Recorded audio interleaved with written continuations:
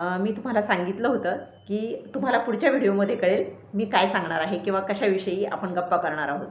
तर पु ल देशपांडे जे महाराष्ट्राचं लाडकं व्यक्तिमत्व होतं, त्यांनी लिहिलेल्या व्यक्ती आणि वल्ली या पुस्तकातल्या नारायण या व्यक्तिचित्रणाविषयी मी तुमच्याशी बोलणार आहे. म्हणजे मी त्याचं वाचन करणार आहे माझ्या पद्धतीने आणि त्या अनुषंगाने किंवा त्या ओघाने काय जे मला बोलावंसं वाटेल, तुम्हाला सांगावंसं वाटेल, ते मी शेअर करणार आहे. तर पुलंनी हा जो नारायण चित्रित केलेला आहे तो काळ होता 1944 ते 1961, म्हणजे 20व्या शतकात त्यांनी ते पुस्तक लिहिलेलं आणि त्याच्याविषयी आपण आता 21व्या शतकात बोलत आहोत. म्हणजे त्यावेळच्या नारायणामध्ये आणि आत्ताच्या नारायणमध्ये फरक हा निश्चितच झालेला असणार, कारण एवढ्या 5-10 वर्षात तर समाज खूपच झपाट्यानं बदलत चाललेला आहे. सगळ्या सामाजिक रचनेमध्ये सुद्धा बदल होत चाललेला आहे. तर हा जो नारायण आहे तो स्वयंसेवकगिरीचा जन्मसिद्ध हक्क घेऊन आलेली अशी व्यक्ती की जी प्रत्येकाच्या घरात किंवा जवळच्या नातेवाईकांमध्ये असते, की जी मंगल कार्यामध्ये ज्याची उपस्थिती अत्यंत गरजेची असते, अशी व्यक्ती म्हणजे नारायण. अरे मंगळसूत्र कुठे ठेवलंय नारायण? ओ नारू भाऊजी, एवढी माझ्या नाकातली नट ठेवता का तुमच्याजवळ? मी रात्री बारातीच्या वेळेला घेईन. म्हणजे इतक्या मोठ्या कामांपासून ह्या सोन्याच्या वस्तू आहेत ना, मंगळसूत्र असो किंवा नथ असो, ह्या सोन्याच्या वस्तू आहेत. म्हणजे इतकी मोठी जबाबदारी सांभाळण्यापासून ते नारू काका चड्डीची नाडी बांधणं इथपर्यंत छोटंसं जे काम आहे, म्हणजे अथपासून इतीपर्यंतचं, किंवा राईपासून पर्वतापर्यंतचं, म्हणजे इतकी जी अशी जी कामं आहेत ती सगळी करणारा म्हणजे तो नारायण. आणि मंगल कार्यात म्हणजे लग्नासारख्या कार्यामध्ये तर त्याची उपस्थिती अत्यंत गरजेची. म्हणजे ज्या वेळेला नवऱ्या मुलाकडचे मुलीला बघायला येतात ना, तिथपासून ते मुलगी वाटे लावेपर्यंतची सगळी जबाबदारी स्वेच्छेनं हा स्वीकारतो. म्हणजे असे जे नारायण असतात ना, हे फक्त पुरुषांमध्येच असतात असं नाही, स्त्रियांमध्ये सुद्धा असतात. म्हणजे तिला आपण नारूबाई म्हणू थोडक्यात. म्हणजे त्यासुद्धा खूप काम करतात. खेडोपाडी तर अशा नारूबाई फार असतात. म्हणजे इतकी कामं करताना बघून खरोखर मला आश्चर्य वाटतं त्यांचं. तर आता पूर्वीसारखं काय मुलगा मुलगी म्हणजे मुलगा काय मुलीला बघायला येत नाही.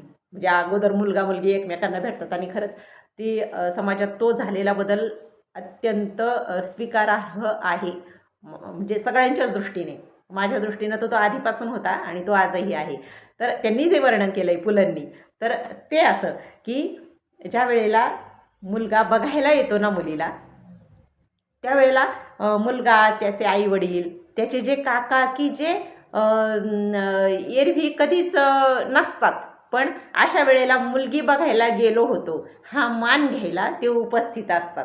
असे ते काका नवऱ्याचा, त्या नवऱ्या मुलाचा एखादा मित्र आणि 7-8 वर्षांची, 9-10 वर्षाची एखादी चुणचुणीत मुलगी, असं ते मुलीला बघायला जातात.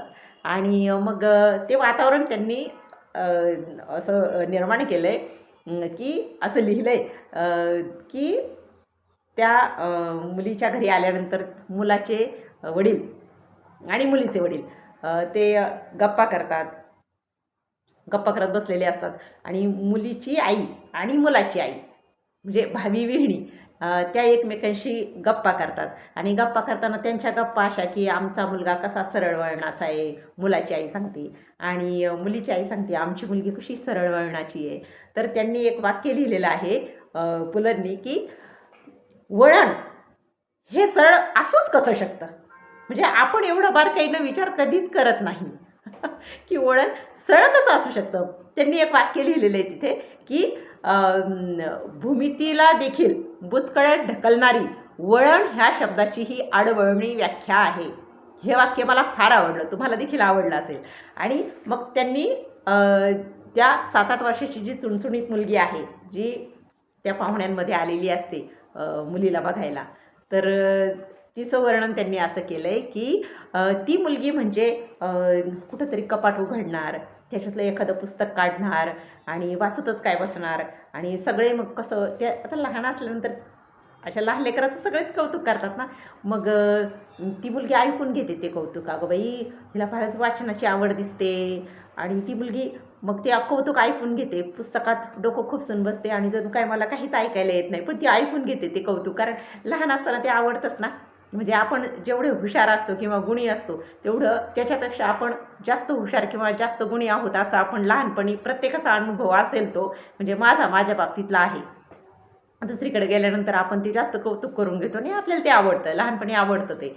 आणि मग हे असं त्या मुलीचे नखरे चालू असताना मग ती चहा दिला तरी नको म्हणते, बिस्किट दिल्यावर नको म्हणते.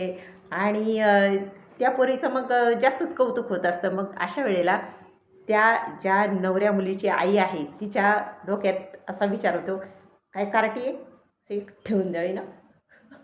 आणि ती जी नवरी मुलगी आहे तिच्याही डोक्यात एक विचार येऊन जातो की भारीच लाडोबा करून ठेवलेला दिसतोय. म्हणजे असं असं ते वर्णन आहे. आणि असे विचार सगळ्यांच्या डोक्यात चालू असताना हा आमचा नारायण बरं का, असं मुलीचे वडील मुलाकडच्या लोकांना त्याची ओळख करून देतात, नारायणाची. आता त्या नारायणाची त्यांनी संस्था अशा नावानं त्याची ओळख करून दिलेली आहे पुलंनी, की तो नारायण म्हणजे ही एक संस्था असते, की जशी संस्था कशी एका वेळेला खूप कामं करते, म्हणजे जबाबदारी असते त्या संस्थेवर, तसा हा नारायण असतो. की असा नारायण की त्याची वेशभूषा म्हणजे मळकं धोतर, मळका शर्ट, मळकी टोपी, तुटक्या चपला. आता पूर्वीच्या नारायणासारखा आताचा नारायण राहिलेला नाही. म्हणजे नातेवाईक जवळचे असोत, लांबचे असोत, आर्थिक परिस्थिती प्रत्येकाची वेगवेगळी असते आणि काहींची गरिबीची जरी असेल तरीही आता एवढा बदल निश्चितच झालेला आहे की प्रत्येकजण कपडे चांगले घालतो, चांगल्या चपला वापरतो. म्हणजे परिस्थिती कशीही असली तरी त्याच्या खिशात मोबाईल असतो. ही नोट करण्याजोगी गोष्ट आहे. तर हा जो नारायण आहे ना, तर त्याच्या कोटाविषयी त्यांनी वर्णन केलेलं आहे की हे जे नारायण कोट असतात तर ते 3 वेळेला कोट घालतात. 3 वेळेला कोट घालतात म्हणजे कोणत्या वेळेला, एकदा त्याचं स्वतःचं लग्न ज्या वेळेला होतं त्यावेळेला त्यांनी कोट घातलेला असतो. दुसऱ्यांदा म्हणजे एखादी मुलगी बघायला पाहुणे होऊन जाताना तो एकदा कोट घालतो. आणि तिसऱ्यांदा म्हणजे कचेरीत कोणाला तरी भेटायला जाताना एकदा तो कोट घालतो. आणि विशेष म्हणजे त्या कॉलरच्या कोटला त्यांनी सेफ्टी पिन लावलेली असते. ती पिन कशासाठी, कुणाच्या पायात काटा रुतला, मोडून बसला तर अशा वेळेला आपल्याजवळ असावी, अशा जय्यत तयारीत हे नारायण लोक असतात. आणि त्यांच्याजवळ आता पूर्वी त्यांनी असं वर्णन केलेलं आहे की त्यांच्या खिशात रेल्वेचं टाईम टेबलसुद्धा असतं. म्हणजे जय्यत तयारी ही नारायणाची खुबी. तर ज्या वेळेला मुलगी पसंत पडते तर पसंत पडल्याच्यानंतर ज्या वेळेला नक्की होतं की मुलगी आता पसंत आहे, तिथपासून पुढे मग हुंडा, करणी धरणी, मानपान ह्याच्या गोष्टी होतात. आता पूर्वी ह्या व्हायच्या बरं का, आणि आतासुद्धा होतात बरं का. फक्त वरवर लोक खोटं बोलतात की आम्ही काहीच म्हणलो नव्हतो, पण त्यांनी स्वखुशीनं दिलं. आणि असंही असतं, कधीकधी असंही असतं की मुलीचे आईवडील म्हणजे फारच त्यांच्याकडं पैसा ओतू जात असतो. मग आणि त्याच्यात मोठेपणा असतो त्यांना की आम्ही मुलीला एवढं दिलं तेवढं दिलं, हे असतं. म्हणजे अजूनही काही ठिकाणी आहे. खरं तर ते बंद व्हायला पाहिजे. म्हणजे मुलीसारखी म्हणजे एवढं तुम्ही तुमची मुलगी दुसऱ्याला देताय आणि तरीही तुम्हाला मानपान म्हणून मग तुम्हाला आणखी द्यावंसं वाटतं. का द्यावंसं वाटतं मला खरंच ते कळत नाही. आणि त्याच्यासाठी तो मोठेपणा, त्याच्यावर त्यांचा मोठेपणा अवलंबून असतो. म्हणजे मुलगी हा मोठेपणा नाही का. म्हणजे एवढी तुम्ही मोठी गोष्ट, तुमच्या काळजाचा तुकडा तुम्ही दुसऱ्याला देत असता आणि तरीही तुम्ही ह्या गोष्टींची बोलणी करताय, हे खरंच म्हणजे मला तेव्हाही न पटणारी गोष्ट होती आणि आताही न पटणारी गोष्ट आहे. असो, ह्या गोष्टींची बोलणी ज्या वेळेला पक्की होते, त्यावेळेला मुहूर्ताचा विषय निघतो. आणि मग मुहूर्त म्हटला की पंचांग आलंच. आणि पंचांगावर ज्या वेळेला गाडं अडतं त्यावेळेला मग नारायण खिशातून पंचांग काढतं, म्हणतं हे घ्या पंचांग. म्हणजे माझ्याकडं ते सुद्धा आहे, हे तो इतरांना जाणवून देतो. आणि मग हे पंचांग, नारायण कोटाच्या खिशातून पंचांग काढीत पुढे येतो. वाह हो वाह, कृतज्ञ चेहऱ्याने वधूपिता नारायणाकडे पाहतो. इथून नारायणाची किंमत लोकांना कळायला लागते. आतल्या बायकाही प्रसंगावधानी नारायणाचे कौतुक केल्याच्या चेहऱ्याने पाहतात. नारायणाचे कुठलेच लक्ष नसते. इथून त्याची चक्रे सुरू होतात. एकदा मुहूर्त ठरला की लग्न लागून वरात निघेपर्यंत नारायणाशिवाय पान हलत नाही. आता चारही दिशांनी त्याच्यावर जबाबदाऱ्या पडत असतात आणि नारायण त्यांना तोंड देत असतो. आणि खरंच आहे ना, जी व्यक्ती जबाबदारी घेते तिच्यावर लोक जबाबदारी टाकत जातात. प्रत्येक गोष्टीत नारायणाला घ्यावं बरोबर असा सर्वांकडून आग्रह होत असतो. मग नारायण कसा तिथून पुढे तयारीला लागतो, कशी बायकांची खरेदी होते, हे सगळं आपण पुढच्या एपिसोडमध्ये बघूयात. तोपर्यंत टाटा, धन्यवाद.